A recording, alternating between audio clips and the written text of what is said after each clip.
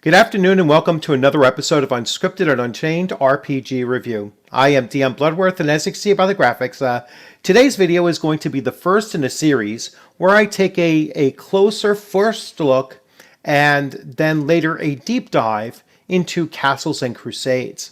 So Castles and Crusades, if you're not aware, is the last tabletop role-playing game that Gary Gygax had worked on in and around the years 2006 through 2007 or 2008, and which I do have at least the first two books of that particular series. So I'm waiting on the third. So I am going to go in kind of a backwards order as I go through these. And I'm going to pick up this series with taking a closer look at Castles and Crusades, the 2014-2015 printings. So that's one differentiation that you need to understand with Castles and Crusades versus, let's say, Dungeons and Dragons. Castles and Crusades talks about printings, whereas Dungeons and Dragons had different series during its time frame, from OD&D, which begins with the white box and moves forward. Then you have D&D BX, which was the D&D basic games, whether it be Holmes, Moldvay, and then Menser. Although Menser is sometimes called D&D BECME. Then you had AD&D First Edition, AD&D Second Edition, then D&D Third, 3.5, Pathfinder 3.7, but Pathfinder First Edition, and then you go to D&D Fourth Edition, followed by D&D Fifth Edition.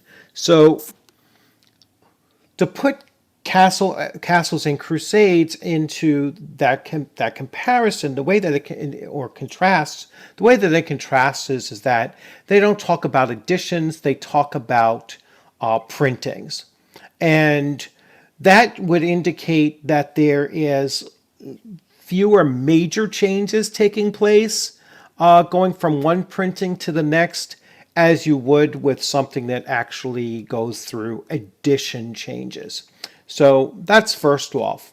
The second thing I want to point out is that Castles and Crusades, this particular, edition of them were the last tabletop products worked on by Gary Gygax. Now, he was the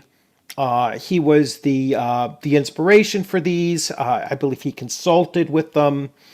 He has not given writing credits for them, but I believe that the forward passage in here will speak for itself, and you'll see the reverence that Troll Lord Games through Castles and Crusades gives to Gary Gygax and those people leading up to their first tabletop role-playing game. So, but in particular, Gary Gygax. So this is probably the best example of the continuation of Gary Gygax's legacy.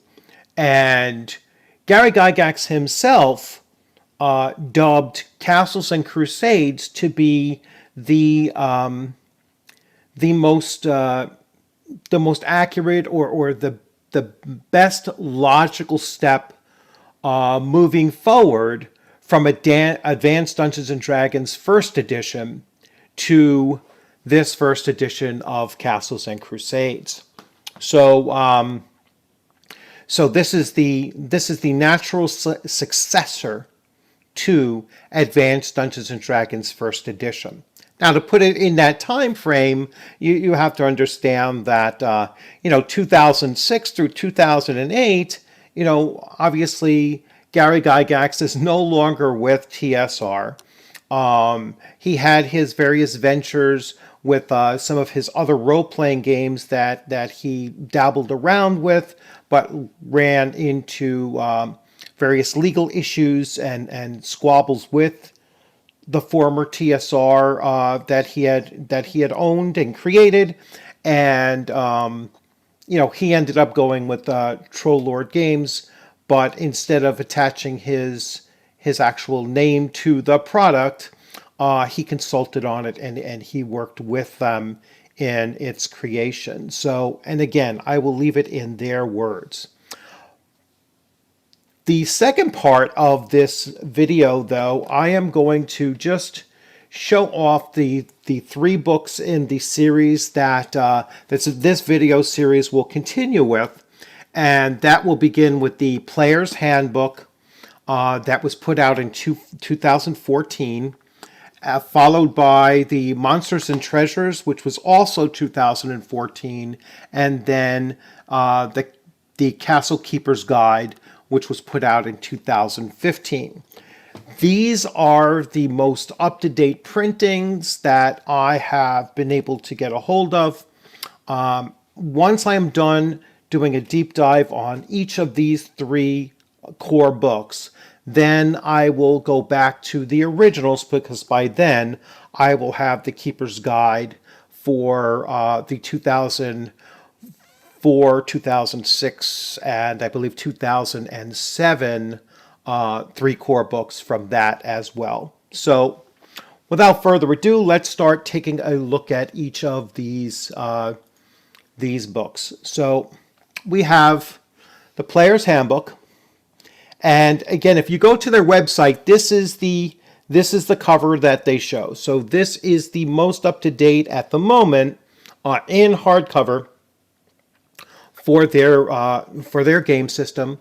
And again, this is the 2014 printing of Castles and Crusades.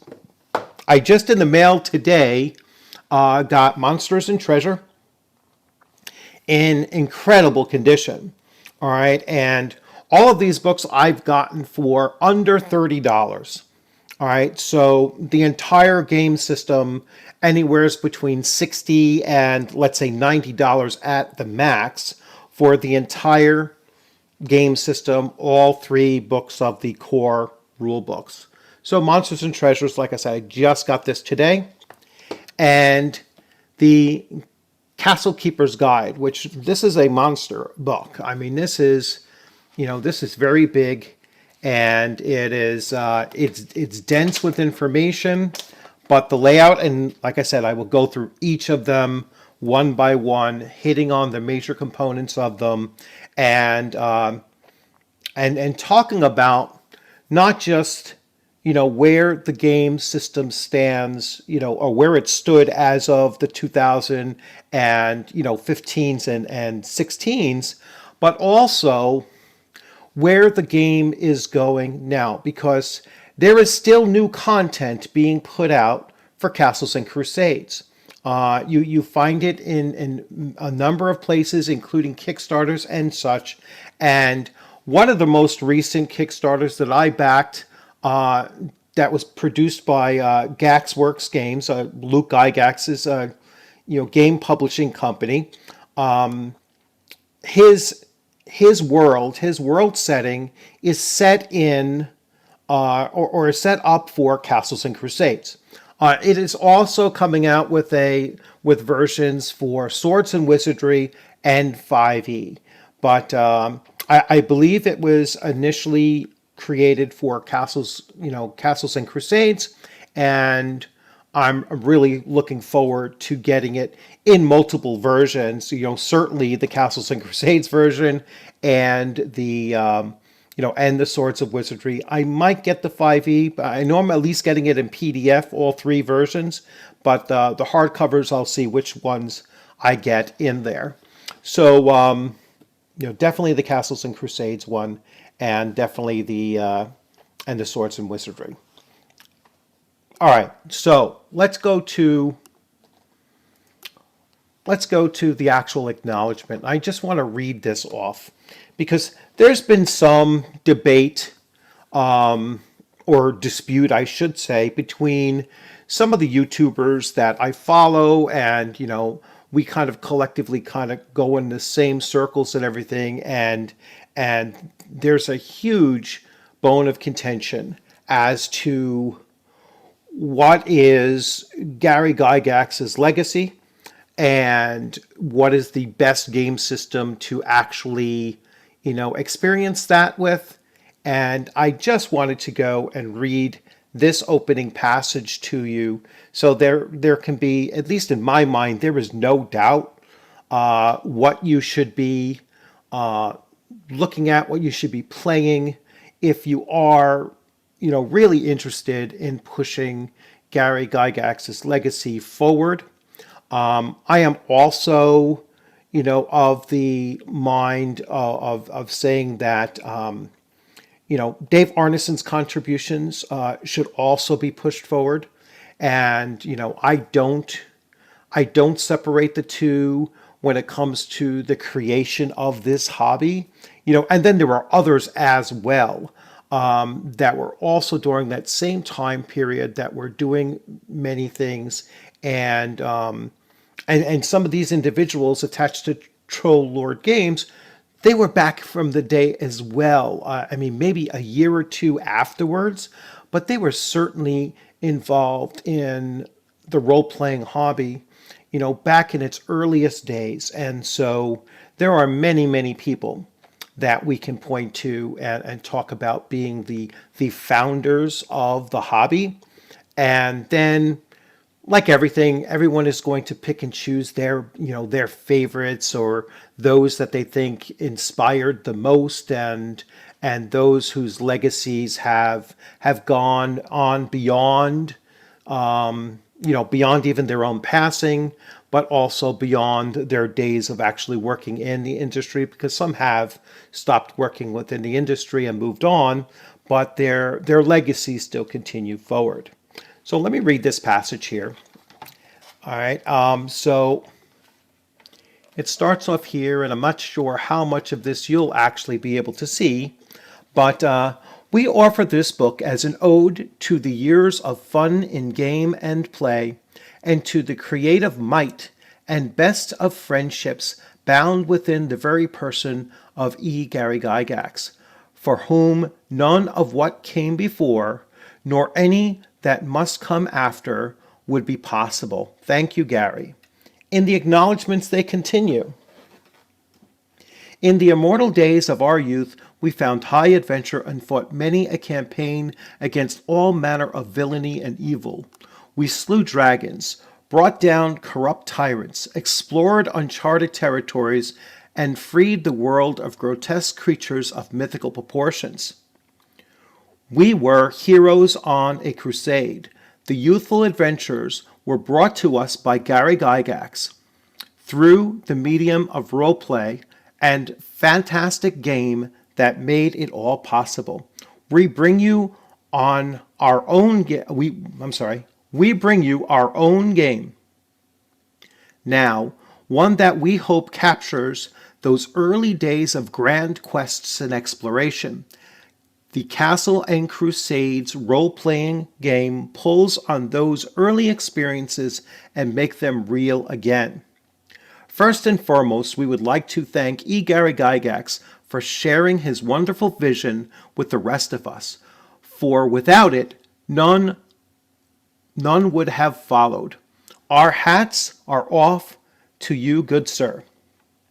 It is impossible to thank every person who has helped see this project through and ensure that it was finally completed. The Troll Lords, and personally indebted to a great many members of the Castles and Crusades Society for such unflagging support and help over the past year. There is no words which can suffice to express our heartfelt appreciation, so let us just say thank you.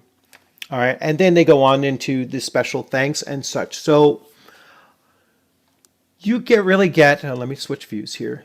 You really get no more of a glowing thank you, and no more of a glowing attributing to the influence the might, as they said, of Gary Gygax and his influence on role-playing games in general. And Gary himself had, as I said, described Castles and Crusades to be the true successor of Advanced Dungeons and Dragons First Edition. So it is going to be a great pleasure for me as I continue to put together my collection of at least the core 3 books of both editions, or I'm sorry, of both printings, I should say, once they come together. So, like I said, I'm going to go in reverse order. I am going to do the 2014 through 2016, and then I'm going to go backwards and go to the 2004 through 2006, and then finally do a wrap up and talk about some of the newer things that are coming out for Castles and Crusades, whether they be found on Troll Lord Games, their website, or on Drive-Thru RPG, or in the various Kickstarters. Like I said, you can search Castles and Crusades on Kickstarters and find various items, projects that are either in the past and been worked on and successfully completed, or for those that are upcoming. So once again, I thank you for coming on in. I look forward to doing this series and presenting you with this series. I will begin the first deep dive in its proper order. So the earliest of the books was the Player Handbook of the 2014 printings. So I will begin with the Player's Handbook, then move on to Monsters and Treasures, and then finally go on to the Castle Keeper's Guide. So that's the order that I will do those in, and then I will pick up with the 2004 through 2006 printings. Following that, probably in about another week or so, I'll get to doing those as well. So again, thanks for joining. If you liked the video, please give it a thumbs up. If you hadn't subscribed, please consider subscribing. If you have any questions or comments, leave those in the questions and comments sections. If you have any game suggestions that you would like for me to take a look at, certainly put those in there. I know I recently got a suggestion where, someone asked me to do a deeper look or deeper dive into Beck Me's Masters campaign book, and dig through that a little bit and showcase that, which I will certainly get around to sometime this week as well.